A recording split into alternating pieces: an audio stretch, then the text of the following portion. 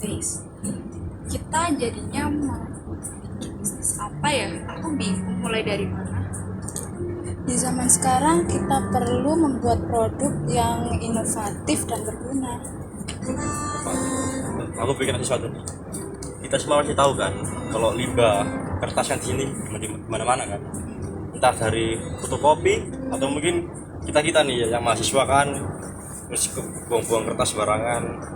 Nah, dan juga kita juga tahu kan kalau pembuatan kertas tuh mengorbankan banyak sekali pohon. Nah, kalau kertas ini nggak bisa diolah, otomatis kita juga sama aja kan merusak ekosistem yang ada, berbuang sia-sia. Gimana kalau kita buat produk yang berhubungan dengan konstruksi bangunan? Misalnya aja kayak bata yang terbuat dari limbah kertas. Sekarang kita kan lagi tim nih. Aku setuju banget sih sama idenya April tadi, karena di samping bisa mengurangi limbah kertas, kita juga bisa membantu menjaga keseimbangan ekosistem, di mana SDGs 12 juga menjelaskan mengenai konsumsi produk berkelanjutan. Jadi ini sejalan sih. Tapi kalau bata dari kertas apakah kuat? Karena bata konvensional terkenal dengan daya tahan yang tinggi. Nah, itu salah satu tantangan kita. Bata itu mungkin kan lebih ringan dibandingkan dengan bata konvensional. Tapi dia juga punya isolasi panas yang bagus. Tapi di sini aku lihat ada peluang sih, apalagi tren konstruksi ramah lingkungan lagi naik daun.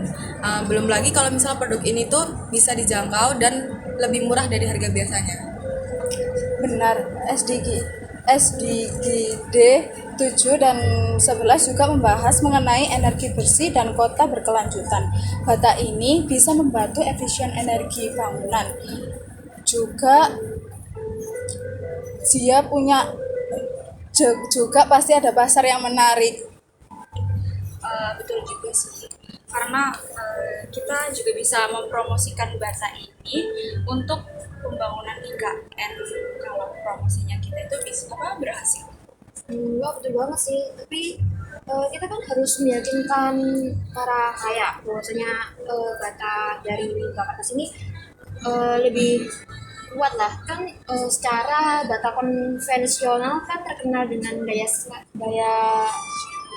daya saingnya cukup kuat. Aku setuju. Jadi kita harus punya strategi yang kuat nih untuk pemasarannya. Kalau kita juga harus membuktikan ke khalayak umum bahwa inovasi kita ini bukan sekedar eksperimen yang biasa, tapi kita juga memberikan solusi yang nyata pada industri konstruksi lebih tepatnya. Wah, saya juga suka sih idenya. Misal kalau kalian menyusunnya dengan baik, saya mungkin tertarik bakal berinvestasi. Kalau begitu kalian mau nggak bergabung jadi tim di perusahaan kita buat perusahaan yang maju? Boleh. Baik, selamat pagi semuanya. Oke, Kak. Sebelumnya saya ucapkan terima kasih kepada kalian semua yang ingin bergabung menjadi anggota ini perusahaan ini. Sebelum mulai pembahasan nih, saya akan memperkenalkan satu persatu dari struktur organisasi, di mana saya sendiri sebagai Jericho sebagai pemimpin perusahaan, kemudian ada Riva sebagai CEO yang bertugas untuk mengawasi bahwa bisnis ini tetap berjalan, dan ada April yang bertanggung jawab atas keuangan dan anggaran perusahaan, kemudian ada Safa sebagai CTO yang bertugas untuk mengawasi bahwa kualitas bata kertas ini tetap pada kualitas terbaik. Dan kita juga punya satu calon investor yaitu Filial. Baik, seperti yang kita tahu kan kita mau membuat produk bata dari campuran kertas nih. Nah, dari kalian ini ada nggak saran untuk nama perusahaan kita? Bagaimana kalau EcoCrash? Ya, bagus sih, EcoCrash kan berarti lingkungan kan. Terus Crash kan sebagai inovasi. Oke, saya setuju. Saya punya saran, Pak. Bagaimana kalau visi perusahaan kita inovasi bahan bangun ramah lingkungan yang berkelanjutan dengan menyediakan solusi konstruksi yang tidak hanya efisien dan ekonomis, tetapi juga berkontribusi pada pelestarian lingkungan. Wah, boleh sih, bagus sih. Lalu untuk visi kita adalah mengembangkan dan memproduksi EcoCrash dari limbah kertas untuk mengurangi dampak lingkungan dan menciptakan produk berkualitas tinggi. Kalau kita ingin mengurangi dampak lingkungan dari limbah kertas dan meningkatkan efisiensi dalam industri konstruksi. Lalu strateginya gimana? Untuk strateginya ada 3. Yang pertama adalah korporat, bisnis, dan fungsional. Nah, untuk strategi korporat sendiri kita ini bakal diverifikasi produk dan ekspansi pasar. Contohnya itu kita menjalin kerjasama dengan pemerintahan untuk proyek konstruksi hijau tentunya. Kalau strategi bisnis, kita pakai strategi diferensiasi berbasis nilai tambah. Tonjolkan manfaat utama paper crate bricks dan citra produk yang ramah lingkungan. Kalau strategi fungsionalnya kita bisa mulai dari pemasaran.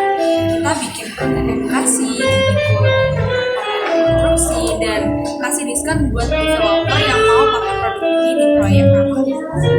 Dari sisi produksi, kita kerjasama dengan pabrik kertas dan daur ulang biar pasokan bahan baku stabil. Lalu bikin SOP supaya kualitas produk kita konsisten. Dari keuangan kita bisa cari pendanaan dari program pemerintah dan investor yang mendukung inovasi hijau. Bagus. Besok kita bakal presentasi ini ke investor ya untuk minta dukungan mereka.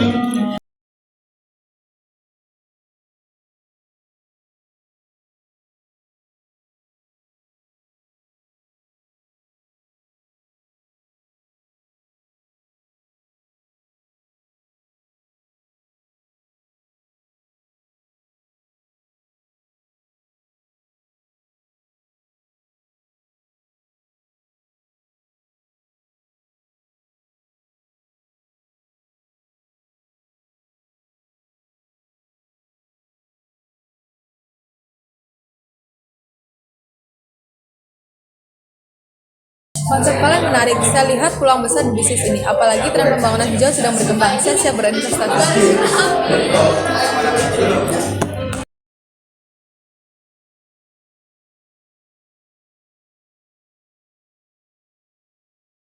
Saya meresmikan EcoCrash sebagai industri yang siap berinovasi di konstruksi hijau.